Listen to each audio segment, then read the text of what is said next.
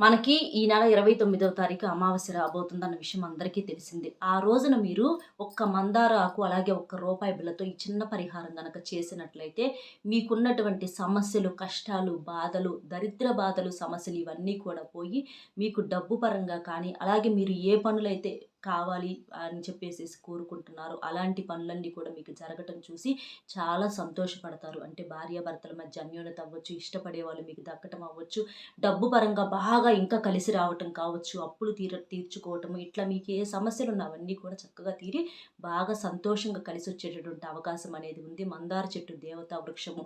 మందార ఆకుతో, రూపాయి బిళ్ళతో చేసేటటువంటి పరిహారానికి తిరుగు ఉండదు. కాబట్టి అమావాస్య పరిహారాలకు పెట్టింది పేరు. ఆ రోజున అస్సలు వేస్ట్ చేసుకోమాకండి. అది ఎలా చేయాలి ఏంటనేది మన ఛానల్ పేరు కింద వీడియో లింక్ ఇస్తున్నాను. అందులో క్లియర్‌గా చెప్పాను. లింక్ ఓపెన్ చేయడం కుదరకపోతే స్మార్ట్ టొమాటోస్ ఛానల్‌లో వీడియోస్‌లోకి వెళ్లి చూడండి. అందులో క్లియర్‌గా చెప్పాను. అస్సలు మిస్ అవ్వద్దు.